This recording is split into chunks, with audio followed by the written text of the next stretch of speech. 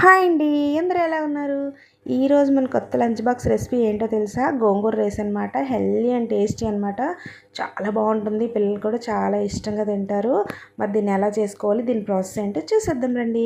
First అయితే ఒక గిన్నెలో 2 స్పూన్స్ వరకు ఆయిల్ వేసుకొని హీట్ అయిన తర్వాత చిన్న చిన్న పీసులుగా కట్ చేసుకున్న ఆనియన్స్, పచ్చిమిర్చి, ఒక 2 వరకు వెల్లుల్లి రెబ్బలు, శనగపప్పు, మినప్పప్పు, ఆవాలు, జీలకర్ర, కరివేపాకు కూడా వేసేసుకొని మొత్తం పోపంతా బాగా ఫ్రై అయ్యే వరకు కలుపుకోవాలన్నమాట. పచ్చి వాసన పోయే వరకు బాగా ఫ్రై చేసుకోవాలి. పచ్చి పచ్చిగా ఉండకూడదు. అలా బాగా ఫ్రై అయిన తర్వాత మనం ఎంత క్వాంటిటీలో రైస్ తీసుకుంటున్నామో దానికి తగ్గట్టు గోంగూర తీసుకోవాలన్నమాట.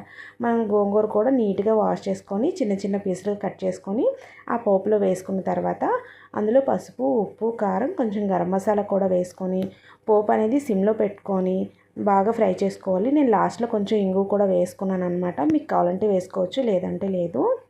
వేయాలనే ఏం లేదు.